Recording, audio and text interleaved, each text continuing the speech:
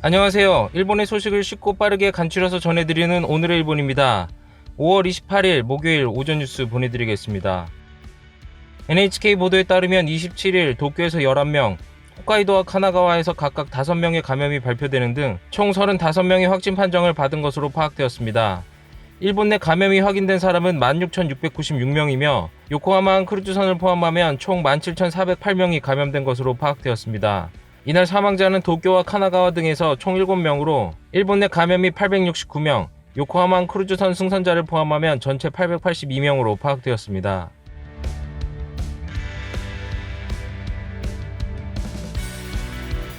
이날 도쿄에서는 11명이 신규 확진 판정을 받은 것으로 파악되었습니다. 10대부터 90대 남녀 총 11명이 감염된 것으로 확인되었고, 그중 8명이 감염 경로가 파악이 되지 않거나 조사 중이며 3명이 기존 감염자의 밀접 접촉자로 알려졌습니다. 1일 감염자가 20명 이하로 발생한 것은 13일 연속입니다. 한편 신규 사망자는 4명으로 파악되었으며 도내 누적 확진자는 5,180명, 사망자는 296명이 되었습니다. 다음 소식입니다. 키타 큐슈시는 26일 코로나19의 안정화로 인해 재개된 공공시설 43곳에 대해 다시 휴관하기로 결정하였다는 소식입니다. 이유는 다름 아닌 코로나19 감염자가 늘어나고 있어서인데요.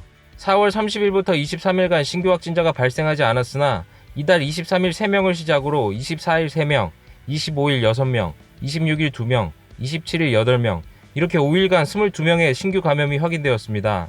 이로 인해 시는 26일 오후 대책회의를 열어 공공시설 등의 재휴관을 결정하였고, 코쿠라 성민 마츠모토 세이초 기념관, 큐슈철도 기념관 등 시의 43개 시설을 28일부터 6월 18일까지 다시 임시휴관에 들어가며 주최 행사도 당분간 중단 또는 연기하는 것으로 결정하였습니다. 이에 키타하시 시장은 제2파의 입구에 서 있는 것 같다라며 위기감을 보이고 긴급사태 해제로 외출이 늘어나 감염이 늘어나고 있다고 생각한다며 불효불급에 따른 외출을 삼가도록 재차 협조를 구하였습니다. 다음 소식입니다. 2019년 7월 교토 애니메이션을 방화하여 많은 사상자를 발생시킨 등의 혐의로 경찰은 27일 아침 화상의 치료를 받고 있던 아오바 신지 용의자를 체포하였습니다. 이는 사건이 일어나고 아오바 용의자의 구속영장이 발부된 지 10개월 이상 만의 일입니다. 아오바 용의자는 작년 7월 교토시 후시미구에 위치한 교토 애니메이션 제1스튜디오에 방화를 하여 전소시키고 36명을 살해한 혐의를 받고 있습니다. 또한 해당 사건으로 33명이 중경상을 입어 그중 1명은 현재도 입원 중에 있습니다. 아오바 용의자 또한 전신에 90%의 무거운 화상을 입어 피부에 이식 등 치료를 계속하고 있었습니다. 현재도 용의자는 일어날 수 없지만 대화는 가능하게 되어 경찰이 주치의로부터 의견을 듣고 체포가 된 것으로 보여집니다. 또한 용의자는 이날 체포 당시 침착한 모습으로 자신의 용의를 인정한 것으로 알려졌으며 용의자의 신병은 의사가 상주해 의료설비가 갖추어진 오사카 구치소로 옮겨졌습니다. 교토부경에 따르면 향후도 일정한 치료를 계속해 용태를 보면서 조사를 계속할 방침이라고 전해졌습니다. 많은 유족들이 슬픔으로 괴로워하고 있는 가운데 사건으로부터 10개월이 지난 지금도 아오바 용의자로부터 반성이나 사죄의 말은 하지 않은 것으로 알려졌습니다. 다음 소식입니다. 일본 정부는 코로나19의 충격에 대응하기 위해 사상 최대 규모로 2차 추경 예산안을 편성하였고 27일 가기 결정하였습니다.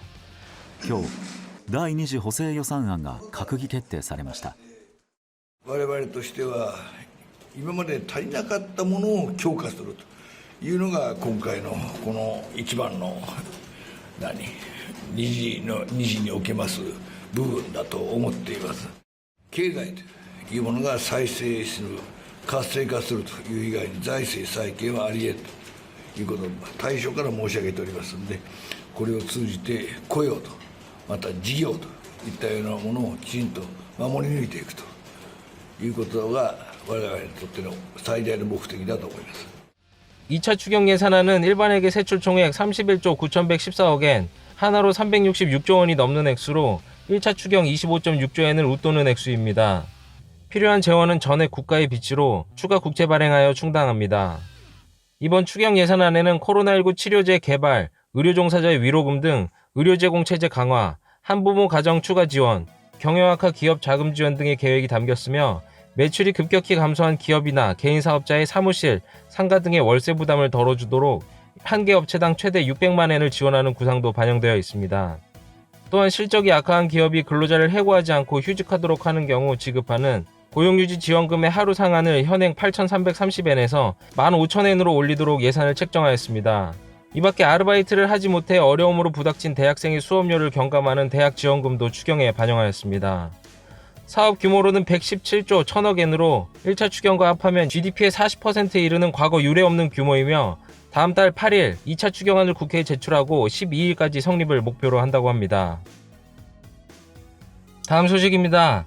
당정은 27일 코로나19 대책으로 검토한 2021년도부터 9월 입학제의 도입을 보류할 방침으로 알려졌습니다. 정부와 여당은 긴급사태 선언 중 시간 지연을 되찾을 방법으로 검토하였지만 해결 과제가 많아 교육 현장에 혼란을 야기시킬 수 있다고 판단하였으며 이는 아베 신조 총리가 여름까지 정식 판단한다고 합니다. 자민당의 추계 입학제도 검토 워킹팀은 27일 9월 입학의 이행은 일정 준비 기간과 국민적 합의를 빠뜨릴 수 없고 시기상조라고 하는 재현 핵심 방안을 당 간부들에게 제시하였습니다. 공명당도 2021년도까지 9월 입학에 반대한다는 방침에서 야마구치 나츠오 대표는 시간이 걸린 충분한 논의가 필요하다고 말하였습니다. 9월 입학은 긴급사태 선언의 발령에 따른 휴교의 장기화 및 국제화를 토대로 도쿄의 코이케 유리코 지사들이 언급하였으며 아베 총리도 4월 29일 중의원 예산위원회에서 널리 다양한 옵션을 검토하고 싶다라고 표명하여 문부가 학성은 내년 9월 도입을 전제로 입학자를 6세에서 7세 5개월로 확대하는 등 3가지 방안을 검토하였습니다. 한편 입학이 미뤄지면 대기아동이 일정 정도 늘어나는 등 우려가 확산되면서 학교 현장 등의 신중론도 강해졌으며 취업활동 시기와 관련 법령 등의 재검토 등의 필요도 있어 문부가 학성도 도입의 경우는 가정의 추가 부담 총액이 2조 5천억 엔에 달한다는 시산을 표하였습니다. 자민당 내에는 9월 입학 찬성파도 많아 정부와 여당은 장래적인 9월 입학 도입에 대한 논의는 계속할 태세로 보이나 여당 내에서는 일률적 도입은 당분간 연기할 것으로 보여집니다. 다음 소식입니다. 아베 신조 총리가 전 세대에 배포하겠다고 한 일명 아베노마스크 배포가 점점 늦어지고 있다는 소식입니다. 25일 시점으로 배달된 비율은 20% 정도로 당초 이달 중으로 배포를 완료할 예정이었으나 이달 중 배포가 끝내는 것은 어려워질 것으로 보입니다. 아베 총리는 코로나19 대책으로서 한 세대 첫 마스크 2매를 나누어주는 것을 4월 1일 발표하였으나 배송비 포함 약 466억 엔이 소요되어 많은 비판을 받았습니다. 도쿄에서는 4월 17일 배포가 시작되어 90%가 배포되었고 오사카, 교토, 후쿠오카 세 지역에서는 30%를 넘었지만 많은 지역에서 배달은 이제부터 본격화할 예정입니다. 감염자가 적은 지역에서는 이달 23일에야 막 시작되었습니다. 배포를 하겠다고 밝힌 지 벌써 2개월이지만 배달 수는 25일 시점으로 약 1,300만 쌍으로 전체의 20% 정도입니다. 후생노동성은 5월 중에 전 가구에 배포한다고 설명하였지만 한 관계자는 나머지 일주일에 50%를 전달하는 것도 어렵다라고 하였으며 대부분의 가구에 배포하는 데는 시간이 더 걸릴 것으로 전망됩니다. 다음 소식입니다. 내기 마장 문제로 사임한 도쿄고검의 쿠로카와 히로무 전 검사장의 후임으로 26일 오른 하야시 마코토 씨가 27일 기자회견을 열었습니다. 쿠로카와 씨의 비리에 대해서 대단히 부적절하고 국민의 신뢰를 흔드는 심각한 사태에 국민에게 다시 사과한다라고 사죄하였습니다. 또한 검찰의 형벌권 행사에는 국민의 신뢰가 필수이며 신뢰를 되찾는 일에 힘쓰고 싶다라고 말하였습니다. 한편 쿠로카와 씨의 정년연장을 시인한 올해 1월 정부의 가기 결정과 검찰 간부가 자리에 머무를 수 있도록 규정을 담은 검찰청법 개정안에 대해서는 소감을 말할 입장이 아니다라고 말했습니다. 일련의 문제로 국민의 주목이 모인 검찰과 정치와의 거리에 대해서는 일정한 거리를 두고 직무를 수행해야 한다.